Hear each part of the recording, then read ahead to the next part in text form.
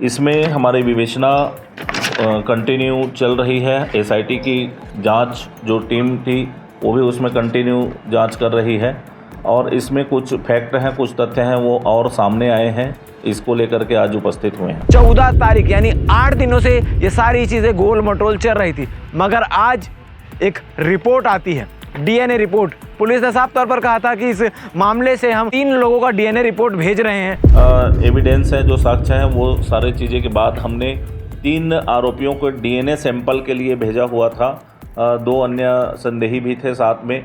उन तीनों आरोपियों को डीएनए रिपोर्ट आ गई है। और खासकर अगर नाबालिग है तो उसकी तस्वीर, उसकी पहचान, उसके परिवार का नाम, उसका पता, तमाम चीज़ें, ऐसी कोई भी चीज़ें जिससे बच्ची की आइडेंटिटी रिवील हो या देखने वाले दर्शक को ये पता चल जाए कि ये दुष्कर्म किसके साथ हुआ है, तो उसके खिलाफ भी कार्रवाई की जाती है। लेकिन हमारे कुछ मीडिया के साथी उसको नामजद चलाए हैं, उसके परिवार का भी नाम ओपन किए हैं। उनसे आग्रह है कि उसको समय रहते डिलीट कर लें।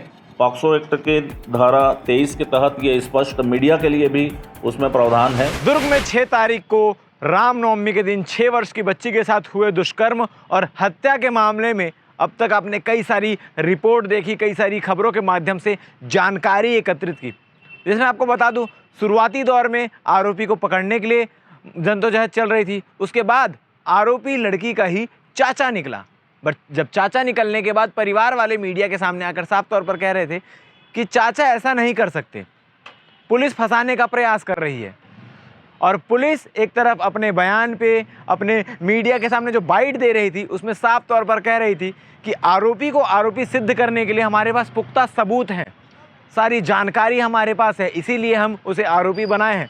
अगर हमें शौक होता तो हम किसी को भी पकड़ के आरोपी बना के केस ख़त्म कर सकते थे, मगर साक्ष्य और तमाम चीज़ें जो है जिसके आधार पर कोर्ट में पेश करना होता है कि आरोपी है कौन, वो हमारे पास हैं। अब इस मामले में लगातार आरोप, प्रत्यारोप और राजनीति, तमाम चीज़ें चल रही थी।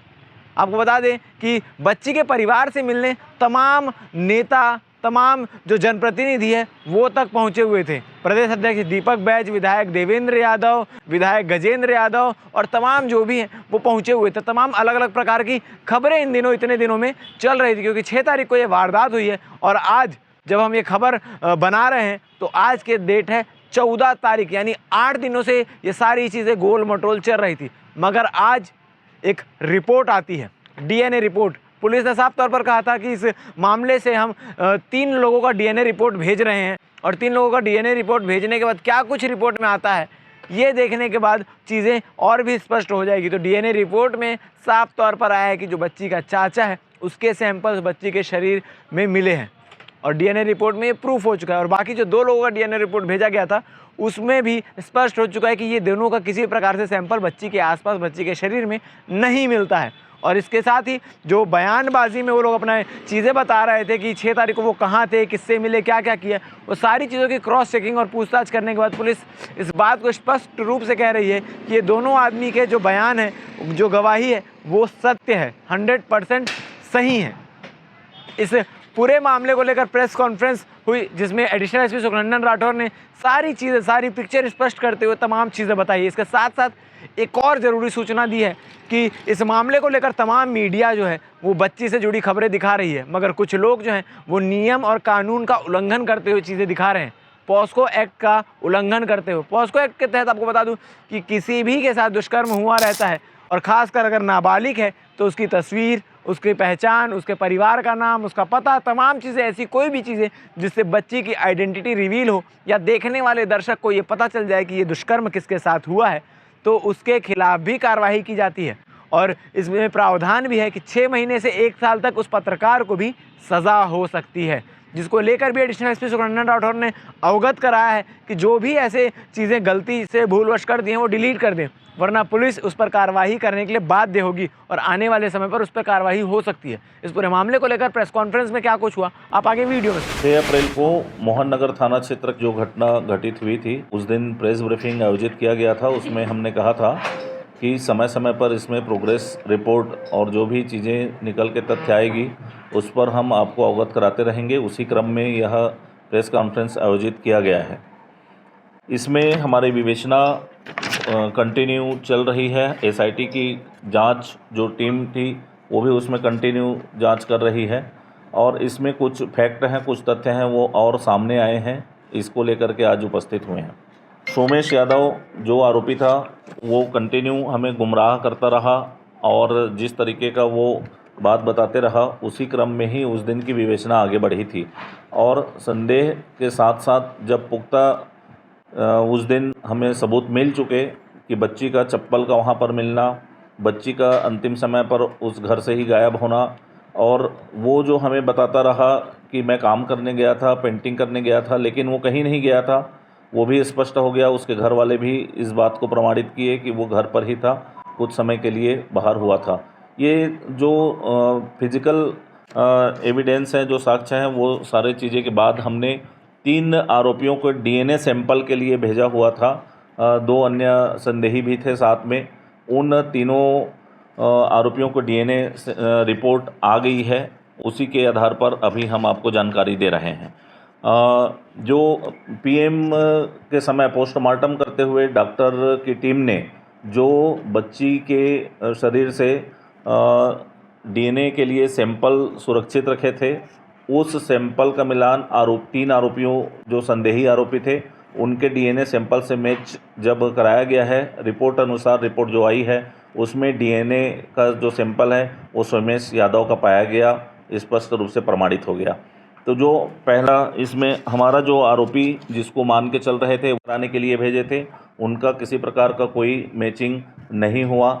इस आधार पर और पूर्व के जो साक्ष्य के आधार पर और उसके अलावा भी उन लोगों ने जो बातें कही थी कि हम यहाँ थे, जिस जगह पर वो बताए थे उस जगह पर वो पाए गए, लोगों से पूछताछ की गई, तस्दीक की गई तो वो सही पाए गए थे।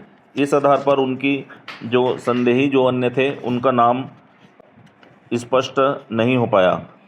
अब इस घटना होने के बाद और किसको किसको जानकारी थी जो वो बता रहा था आरोपी अपने बयान में, उसकी तस्दीकी कि घर वाले तो नहीं जान रहे थे और कौन कौन जान रहे थे इस घटना को, इसकी विवेचना अभी ओपन है। हमारी एसआईटी की टीम और मोहन नगर थाने की टीम उसमें अभी भी विवेचना करेगी, पूछताछ करेगी। इसके अलावा चूँकि ये मामला बहुत संवेदनशील है, गंभीर किस्म का है, पॉक्सो एक्ट के तहत इसमें कार्रवाइयाँ हुई हैं, तो इसमें बच्ची का नाम, न ही उसका चित्रण, न ही उसका फ़ोटो, न ही उसके घर का अता पता और किसी प्रकार की कोई चीज़ देने में बंदिशें रहती है। लेकिन हमारे कुछ मीडिया के साथी उसको नाम जब चलाए हैं, उसके परिवार का भी नाम ओपन किए हैं, उनसे आग्रह है कि उसको समय रहते डिलीट कर लें। पॉक्सो एक्ट के धारा 23 के तहत ये स्पष्ट मीडिया के लिए भी उसमें प्रावधान है कि इस तरह के अगर किसी प्रकार के कोई कृत्य करते हैं तो 6 माह से लेकर 1 साल तक की सज़ा का प्रावधान है। तो हमारा आग्रह है कि अगर कहीं पर भी नाम उजागर किए होंगे तो उसको डिलीट कर सकते हैं, अन्यथा इस पर भी हम अलग से पृथक से जानकारी लेंगे। इसमें संवेदनशीलता के साथ बच्ची का नाम उजागर ना हो, इसका हमें ध्यान रखना चाहिए। सर, पॉक्सो एक्ट क्या नाम है, जो भी डीएनए टेस्ट हुआ है उसमें क्या परीक्षण किया गया और क्या सिद्ध हुआ है? डीएनए का प्रोफाइलिंग होता है और ये टेक्नोलॉजी शब्द है और डीएनए का जो पार्ट है, जो आरोपी का जो डीएनए सैंपल है वो बच्ची के बॉडी के पार्ट में जो डीएनए सैंपल किया गया उससे मैच हुआ है। और चूंकि ये विवेचना का पार्ट है और विवेचना में है, संवेदनशील मामला है, इतना बताना पर्याप्त है। इस कारण से भी चूंकि ये माननीय न्यायालय में ये जाएगा रिपोर्ट, इसलिए इस पूरी रिपोर्ट को प्रति को हम ऐसा उजागर नहीं कर सकते। पीएम रिपोर्ट आ गई सर पूरी? पीएम रिपोर्ट आ गई है, सेक्सुअल असाल्ट होना पाया गया है और सेक्सुअल असाल्ट के कारण शॉक से कॉर्डिनेटरी अरेस्ट पाया गया है। सर, एसआईटी कब तक कंप्लीट कर लेगी इसकी जांच? और इसमें बहुत जल्दी ही हम इसमें जांच करके चार्जशीट माननीय न्यायालय में पेश कर देंगे और स्पीडी ट्रायल का अनुरोध भी करेंगे। सर, इसमें जो बातें जो घर वाले लगातार उनकी जो बच्ची की माँ या फिर बाकी जो घर वाले खुलकर मीडिया में आकर कह रहे हैं कि पुलिस ने गलत कार्रवाई की, तो क्या वो ऐसा कुछ लगता है कि कोई ये देखिए, कहने के लिए कोई भी कुछ कहे, वो स्वतंत्र हैं। हम बच्चे जो परिवारजन हैं उसके यहाँ रोज़ जाके बयान ले रहे हैं, हमारे सामने ऐसी किसी प्रकार की कोई बात उन्होंने नहीं की है। लगातार वो हमारे सहयोग कर रहे हैं, विवेचना में सहयोग कर रहे हैं। हम पर उन लोगों ने भरोसा जताया है और हम फैक्ट के आधार पर काम करते हैं। किसी के कहे सुने बातों पर या कोई क्या कह रहा है उसका जवाब देने के लिए उत्तरदायी नहीं है। सर ये बात कही जा रही थी कि सिगरेट जलाया गया है, तो क्या पीएम रिपोर्ट में आया है क्या? पीएम रिपोर्ट में दाग आए हैं, ऐसा स्पष्ट नहीं हो पाया है। बॉडी सर कैसे लाया गया, कार तक कब और कैसे लाया गया, इसकी कोई जानकारी? ये इसमें दो चीज़ें क्लियर हो गई है। पहले वो जो जिस तरीके से गुमराह करता रहा, ऊपर छत जो उसका रूम है, इवन उसमें और भी जो विवेचना के पार्ट हैं, डीएनए के सैंपल्स हैं, वो भी मैच कराए गए हैं। सारा चीज़ क्लियर है। वहाँ से कार का एक दरवाज़ा खुलता है, ये लगभग सबको वहाँ पता है। महीने डेढ़ महीना से पहले वो कार का एक दरवाज़ा खुलता है। इवन जो आरोपी है उसको भी पता था, उसने भी अपने पूछताछ में बताया है कि मुझे मालूम है, और ऊपर से ला करके वो नीचे कार में रख दिया, स्वीकार करना बताया है। मेमोरेंडम में सारे कथन में, मेमोरेंडम के साक्ष्य में सारे चीज़ आ गए हैं। सर एसिड डालने वाली बात आई थी, नहीं, वो स्पष्ट नहीं है। एसिड की बात ये उठी हुई बात है, ऐसा कोई पीएम रिपोर्ट में नहीं आया है। जो चोट के निशान है सर शरीर पे, वो उसका कॉज ऑफ डेथ तो आपने बता दिया, लेकिन जो चोट के निशान है, जो पील ऑफ हुआ था, वो गर्मी के कारण हुआ था, ऐसा स्पष्ट है उसमें। सर जिस जगह पर कार रखी हुई थी वहाँ आसपास सीसीटीवी जो कैमरा वहाँ लगा हुआ है, ये दुर्भाग्य कहिए कि वो सुबह 6 बजे बंद कर देते हैं, शाम को 6 बजे फिर से चालू करते हैं। इस कारण से वो नहीं आ पाया, नहीं तो सेम डे सारा एविडेंस आपके सामने रहता है। आरोपी से पूछताछ में ये बात क्लियर हुई थी कि आरोपी से पूछताछ में दरिंदगी की जो बात हो रही थी कि इसने दरिंदगी की, उसने पूछताछ में पुलिस से पूछताछ में स्पष्ट स्वीकार किया है। तभी आरोपी को इतने बड़े स्टेप, इस संवेदनशील मुद्दे पर हम किसी को ज़बरदस्ती या कोई बिना एविडेंस के इतना बड़ा स्टेप कोई नहीं लेता। हम पूरी संजीदगी के साथ, संवेदनशीलता के साथ, पूरे एविडेंस के साथ, पूरे प्रामाणिकता के साथ हम इस केस में आगे बढ़ रहे हैं, विवेचना कर रहे हैं। जैसा कि आपने बताया कि सीसीटीवी कैमरा जो है वो 6 बजे बंद कर दिए, चालू होते थे शाम को, तो 6 बजे के बाद की कोई एक्टिविटी उसमें नजर आई? क्योंकि बॉडी जो है वो 8 से 10 के बीच में मिली है। उसमें वो पहले से चूंकि रखा गई थी 10 साढ़े 10 बजे के आसपास ही रखा गई है, तो उसमें कोई एक्टिविटी नज़र नहीं आई। सर जो इंट्रोगेशन हुआ था उसमें इंट्रोगेशन में किस किस को पैरेलल, ये विवेचना का पार्ट है। अब बाकी सारी चीज़ें जो हमें बतानी थी, जो मुख्य विषय था, वो हमने आपके सामने रख दिया है। अब एक एक चीज़ को प्लीज़, विवेचना का पार्ट है, संवेदनशील मामला है, इसलिए अब वहाँ तक ना पहुँचे।